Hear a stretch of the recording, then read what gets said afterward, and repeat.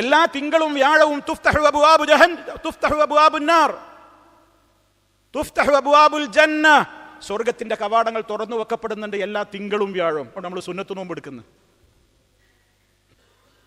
പക്ഷേ അന്ന് നബി സല്ലല്ലാഹു അലൈഹി വസല്ലം ഒരു കാര്യം പറഞ്ഞു.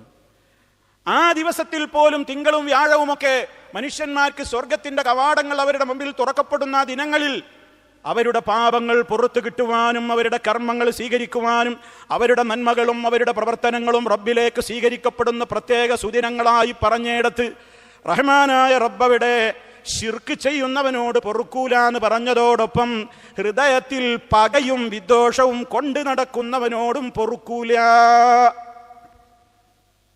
അള്ളാഹ് അന്നത്തെ ദിവസം എല്ലാവർക്കും പുറത്തു കൊടുക്കും. പക്ഷേ ഹൃദയത്തിൽ പകയുള്ളവരോട് പൊറുക്കൂല എന്നാ പറയുന്നത്. അവന്റെ കാര്യം അവിടെ നിർത്തിവെക്കൂ, അൻളിറൂ, ഇവന്റെ കാര്യം അവിടെ പെൻഡിങ്ങിൽ വെക്കൂ.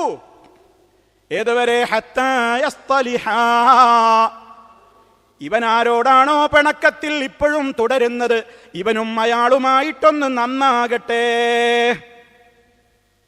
നന്നാവാതെ ഇവന്റെ കർമ്മം എനിക്ക് വേണ്ടാന്നാണല്ലോ പറയുന്നത്.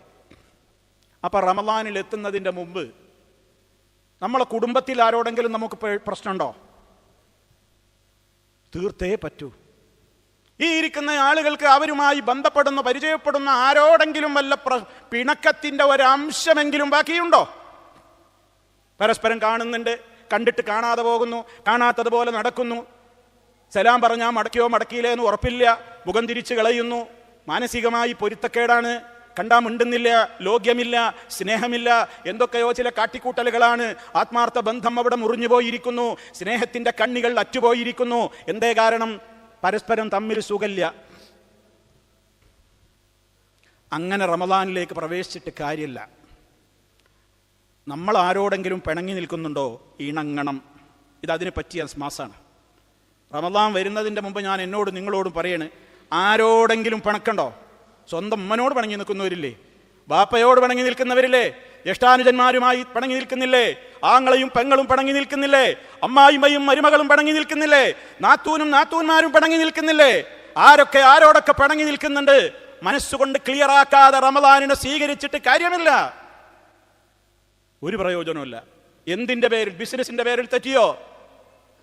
ഏതിന്റെ പേരിൽ തെറ്റിയോ? നന്നാവണം.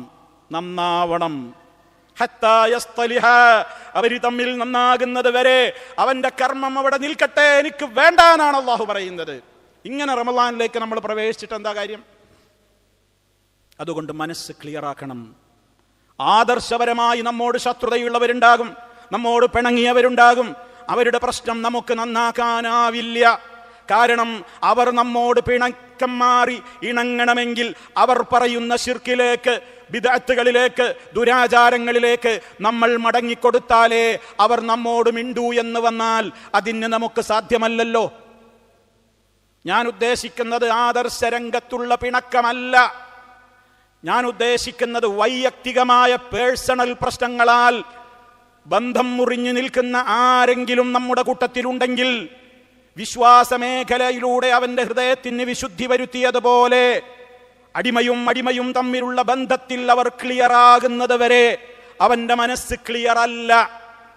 റമളാനിലേക്ക് പ്രവേശിച്ചിട്ട് കാര്യമില്ല.